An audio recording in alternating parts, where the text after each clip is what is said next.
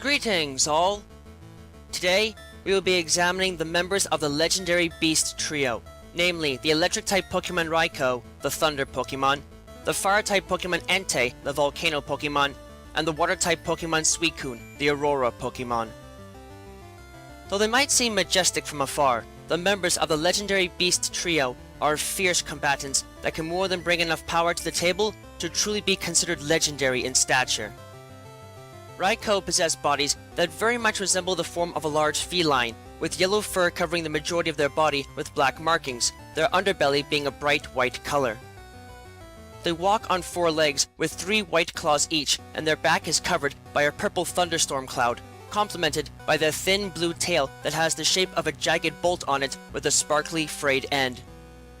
Their head has a flowing mane of white hair on the sides, with a black forehead and small blobs of material on it, their face being adorned by a mustache-like growth of blue whiskers on the front, with bright red eyes and a pair of large, oversized fangs that jut out of their upper mouth like sabers. Entei possess a form that is more canine-like in structure, with brown fur covering most of their body, save for a pale line of beige and gray hair on the front of their belly up to the neckline, and stand on 4 legs with 3 gray toes each and a ring of organic black keratin adorning each of their limbs near their knees. They have a wispy extension of hair on their back that looks like smoke, equally adorned by a series of gray spines on their back that act as thermal regulators to keep their insides from cooking under the extreme heat they can generate internally. Their face has a mane of red fur that covers the sides of their head and the tissue surrounding their red eyes, with a yellow tripart crest of fur on their forehead and a mustache-like sprig of gray fur that covers their upper lip and juts downward over the sides of their mouth. Finally, Suicune have a canine-like form with a more lithe form compared to that of Entei, covered in light blue fur with a white underbelly and white diamond-shaped markings on the sides of their body and legs. They have a pair of white, ribbon-like tails extending from their posterior and a long flowing mane of purple hair that floats up and over their back in the air, suspended, it seems, by the cold northern winds that accompany them wherever they go.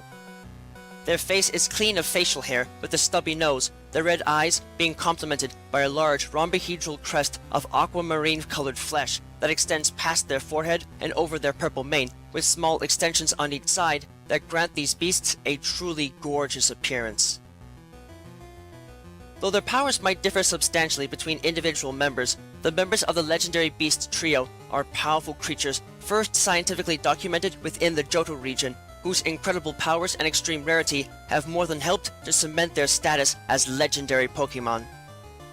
These creatures do not have a lot in common from a biological standpoint, aside from being quadrupedal mammals, but they all generally subsist on a diet of meat and occasionally berries, being omnivorous in nature, and tend to be able to digest most types of food freely, provided they are not toxic to others, allowing them to make their homes in just about any part of the world that suits their biological needs. While they come off as incredibly beautiful looking, the legendary beasts are highly elusive creatures, constantly rushing across the world with boundless energy, and thus tend to be hard to spot and keep up with. Interestingly though, despite them being fairly disparate in form and powers, these creatures are linked together in legend in the ancient lore of Ecruteak City of the Johto region. Over 700 years ago, 2 9-tier towers were built within Ecruteak City in hopes of fostering friendship and hope between Pokemon and people. The Eastern Tower, known as Tin Tower originally and the Bell Tower in modern times, was designed to be a place where Pokemon could awaken and start each day anew. A local Ho-Oh often perched at the top of the tower and considered it to be its permanent nesting ground. The Western Tower, known as the Brass Tower, now referred to as the Burned Tower, was designed to be a place where Pokemon could go to sleep in peace. While reports are a bit hazy on the subject, it is believed that a local Lugia used the tower as its permanent nesting ground. For many generations, peace surrounded the towers and Ecruteak City was a prosperous place. But a bit over 160 years ago, disaster struck. A freak storm generated massive lightning bolts that struck many homes and buildings within the small city, setting them ablaze, and one of those buildings was the Brass Tower.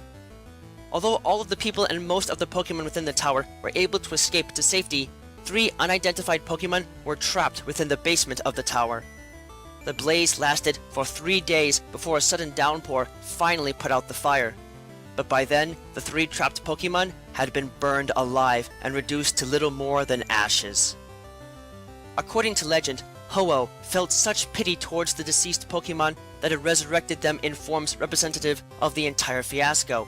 The lightning bolt that started the fire, which became Raikou, the fire itself, which became Entei, and the rain that finally stopped the blaze, which became Suicune.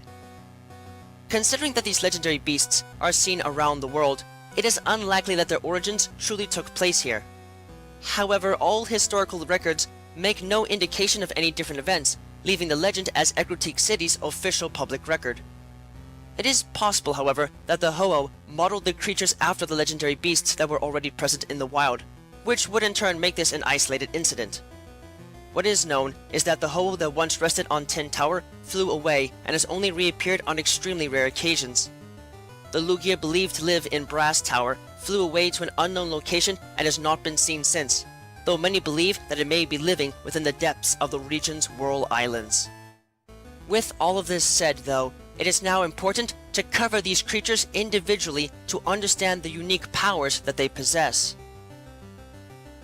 Raikou are unique among electric-type Pokemon in that, while they are able to naturally generate electricity as many electric types do, thanks to a series of electrochemical sacs situated near their hindquarters, they can also use electrical attacks externally thanks to a small thundercloud that is generated above their hindquarters. This object is formed as a result of temperature and pressure conditions created in the air around their bodies where they generate electricity naturally, resulting in the formation of a thunderhead that always stays on their back, never leaving their form. This cloud is highly charged and is able to fire off tremendous bolts of electricity everywhere as these creatures move about, and can thus be a serious hazard as the cloud never dissipates and is thus always firing off bolts in every direction around them.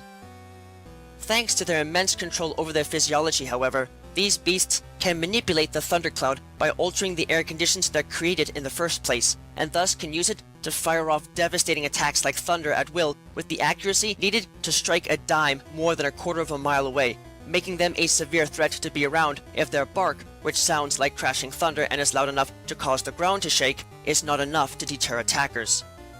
Needless to say, these creatures have often been revered in legend as having descended from thunderclouds and embodied the speed of lightning, which is not too far from the truth in the latter case, as the sheer amount of electricity pumping through their bodies causes them to race uncontrollably across the land in order to release the stored energy. Combined with their powers, this makes these creatures quite frightening to behold, and in turn makes opponents nervous around them, resulting in them having pressure as their base ability, while those that are in tune with the natural world around them through their powers can also possess inner focus as a hidden ability. Moreover, their base stats truly help to cement them as legendary in stature, as their powerful bodies show great resilience and effectiveness in almost all of their stats, with their base defense stat being the only one that is below average for fully evolved electric-type Pokemon, and their base special attack and speed stats being their strongest attributes. As such, Raikou are powerful beasts that can more than prove to be tough to handle, as their incredible agility and powerful electrical attacks can make them dangerous to anything that isn't grounded against the effects of high-voltage electricity. Entei are said to represent the heat of magma as it flows beneath the surface, and this association is not without merit, as these creatures are able to produce dazzling flames from their body that are so intense that it seems that special chemical films around their internal organs are the only thing keeping them from cooking their insides. As a result of their intense fire-type powers, these creatures are able to produce dazzling flames that can readily scorch the world around them and reduce it to a barren landscape, with the energy created by these blazes being so immense that it can cause them to rush across the land at great speeds just to release the pent-up energy if they cannot breathe it outwards to regulate themselves. This also helps these creatures a great deal in battle, as they can mix their flames with a special organic crystal they generate in their hair that helps to keep them from scorching themselves, to use a variation of the devastating Sacred Fire attack, a move normally exclusive to the legendary Pokemon Ho-Oh. Not surprisingly, as a result of their incredible power, these creatures are often linked to volcanism, and in two particular ways. For one thing, it is said in some legends that these creatures are born every time a new volcano is born, and while biologically this isn't really possible, it has been observed that these creatures do tend to live near volcanoes, though likely only because of their isolation and their capacity to tolerate extreme heat. Secondly, it is said that their roar alone is enough to cause volcanoes to erupt, and while this too is not really feasible as fact, it is noted that they do have deep, bellowing roars that have been known to cause landslides and other similar events in rare cases, so it could be feasible that such a roar could cause a damaged volcanic structure to collapse and or erupt in extreme cases. Regardless, this makes these creatures quite frightening to behold, and in turn makes opponents nervous around them, resulting in them also having pressure as their base ability, while those that are in tune with the natural world around them through their powers can also possess inner focus as a hidden ability. Moreover, their base stats truly do help cement them as legendary in stature, as their powerful bodies show great resilience and effectiveness in almost all of their stats, with their base special attack and special defense stats being the only ones that are below average for fully evolved fire-type Pokemon, and their base HP and attack stats being their strongest attributes, in particular possessing the highest base HP stat out of all fire-type Pokemon. As a whole, this makes these monsters incredibly hardy beasts that can take a lot of damage and dish it right back out, making their intimidating form more than just a visual threat to most. Lastly, there is Suicune, a creature that is distinct not only for being the only member of the trio being so calm-minded in their personality that they are unable to learn the roar technique, but, more importantly, are said to represent two entirely separate forces at the same time. For one thing, it is said that these creatures are living embodiments of the cold, crisp northern winds, and seemingly have them at their back wherever they go. It is uncertain as to whether or not this is because the wind is actually created by them, or if they merely follow it wherever they go, but it helps them in giving them access to the power to generate auroras through some unknown means, and use many different ice-type attacks, being the only pure water type able to naturally learn the blizzard attack.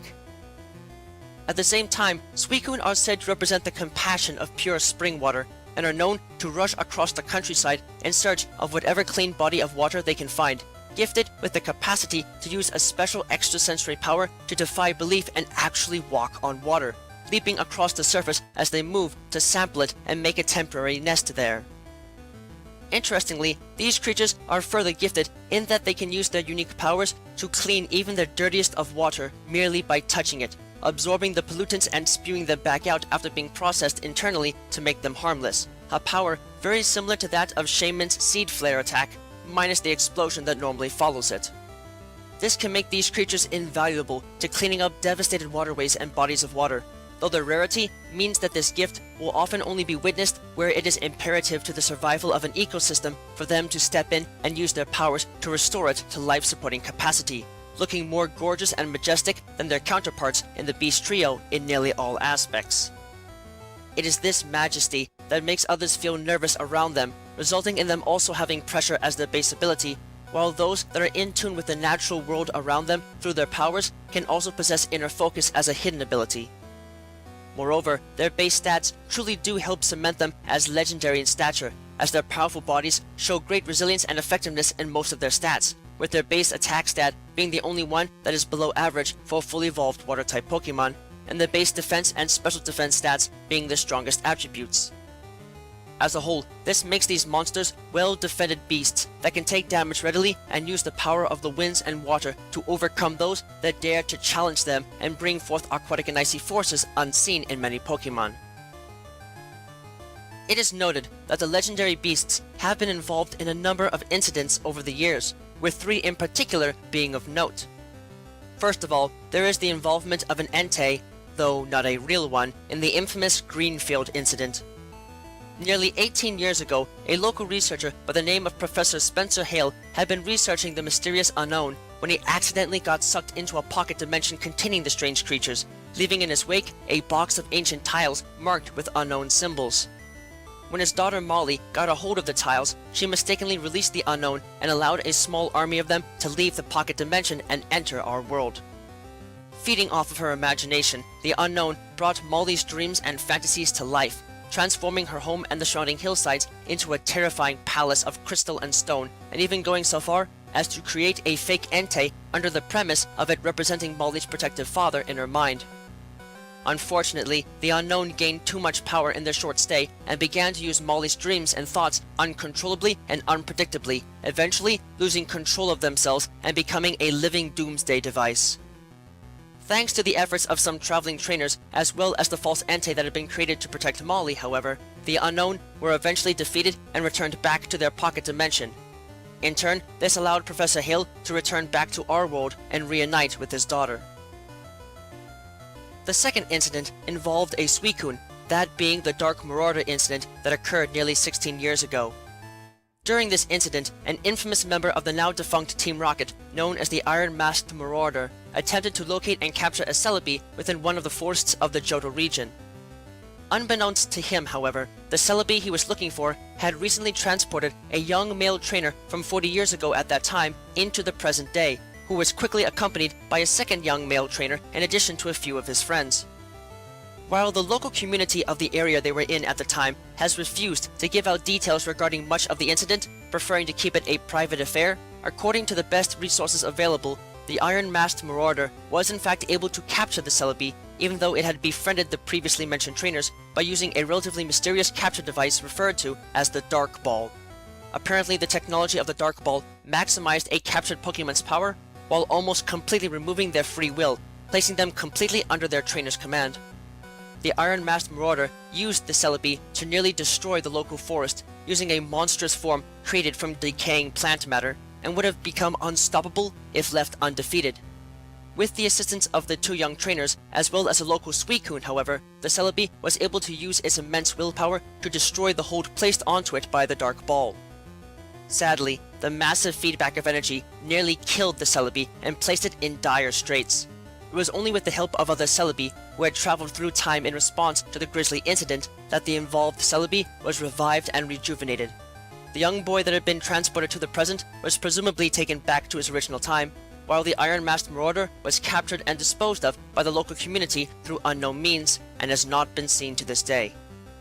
Though the incident itself remained fairly isolated for the most part, the echoes of its events would be felt later on in other regions, as the technology used to create the Dark Balls would later be refined and altered to develop a more direct way of turning Pokemon into pure fighting machines, ultimately leading to the development of the Shadow Pokemon project and the rise of Cypher in the Ouray region.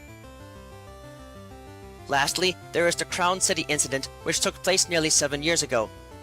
According to reports, a businessman by the name of Grings Kodai abducted a wild Zoroark and its child Zorua, blackmailing the mother Zoroark into attacking Crown City under the guise of the three legendary beasts, Raikou, Entei, and Suicune, that served as the city's guardians.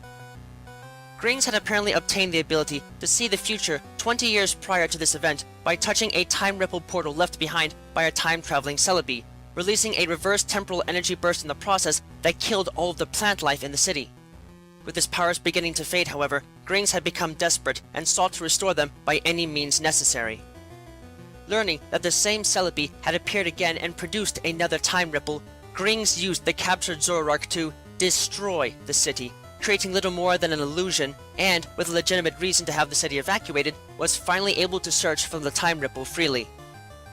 However, the child Zorua had managed to escape and found itself in the company of several young trainers, and, learning of the poor creature's plight, the trainers decided to help it find its mother and prevent Grings from achieving his goals.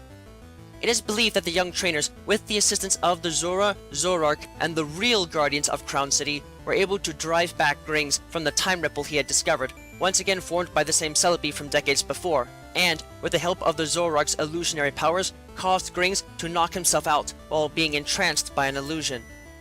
The Celebi that Grings was pursuing was able to time travel out of the area safely, causing the time ripple to disappear, and in the end, Grings' actions 20 years ago were finally exposed to the public, resulting in his immediate arrest. Though they may be seldom seen, and even then for only the briefest of moments, the members of the legendary beast trio are powerful animals that can more than use the power of lightning, fire, and water to obliterate those that stand in their way and of those they wish to protect. Their elusive nature might make some think of them as merely legend and not reality, but it is more than certain that they exist, and they will show their might to anyone that comes across them and dares to defy their regal natures and appearances.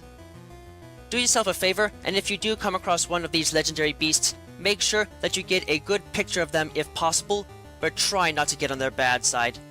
Suicune might be calm enough that they will not interfere with your actions, but upset a Raikou or Entei, and you may get a horrendous taste of the sheer power that lightning and fire can create when used against those that would dare to defy and insult their majesty and will.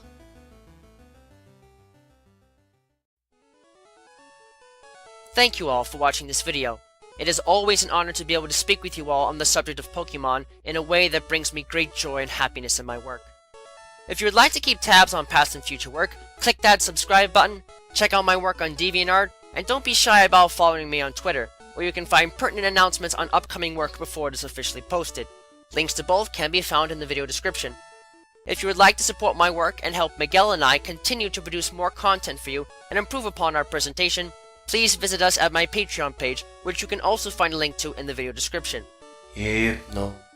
With that, I thank you for watching and I wish you well.